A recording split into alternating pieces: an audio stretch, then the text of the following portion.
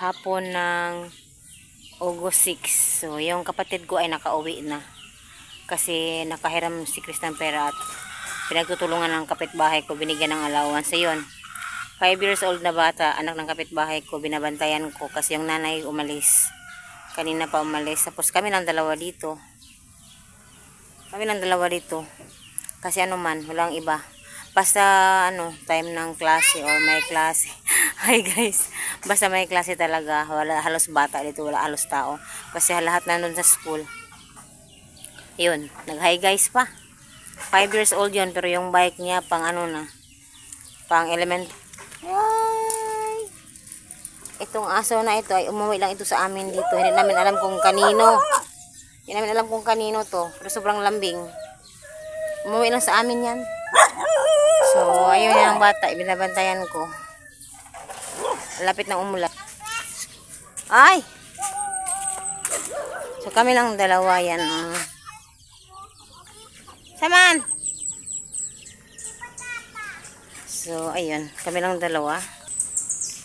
So, ito ngayon ang bahay ni Lolo Rick. Ayan.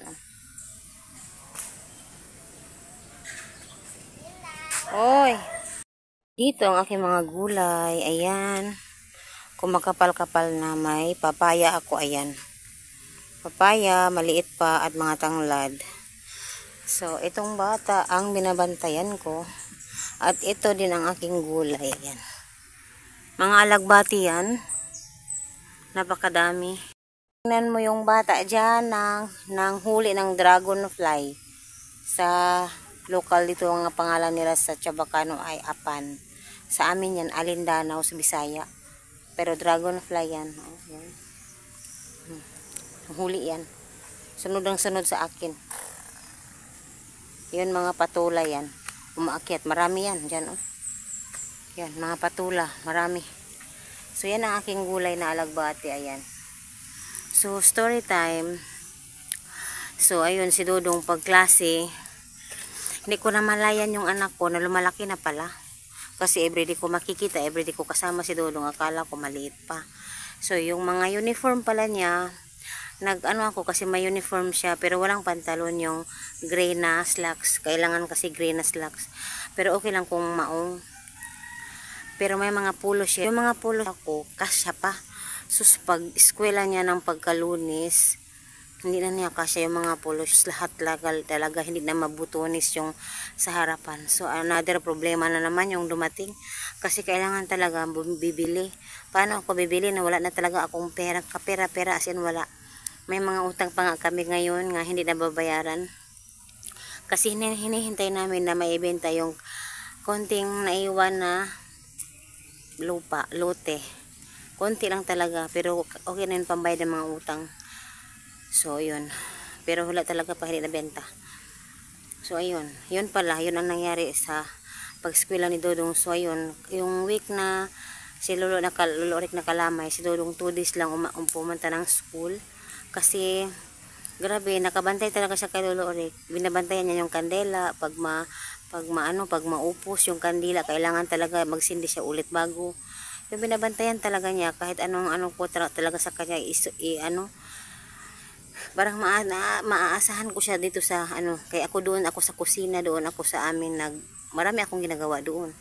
Siya dito talaga nakabantay kay Lolo Rick, kahit anong papagawa ko sa kanya, yung kahit anong utos, yung ginagawa niya. So, yun. So, ngayon, yung uniform niya, pilit niyang pinapagkasya na naawa ako sa anak ko kasi yung butonis talaga sa ibaba, 2 butonis sa ibaba, hindi talaga mabutonis. Sobrang tumaba kasi siya, lumaki siya, hindi ko na malayan yung anak ko na lumalaki pala, na magkasya yung uniform na yung polo. Yung polo yung grade 8 siya.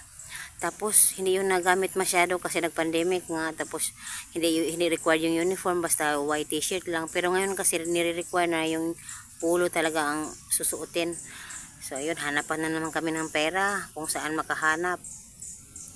So, ayun, nakahanap si Chris. Nakabili talaga ng isa. Yung isa lang talagang polo ang nabili. So, yun ang sinusuot niya ngayon. So, may nagkabigay din sa akin ng isang polo. Kapamilya ni Chris. Medyo maliit.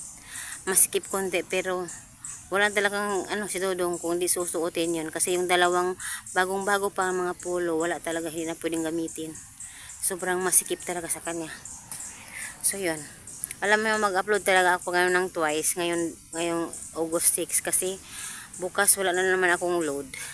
Yung kapitbahay ko expire na yung wifi nila. At wala na talaga akong makunikan. At wala din akong pang-load ngayon. Sa ngayon wala akong pang-load. So, thank you for watching.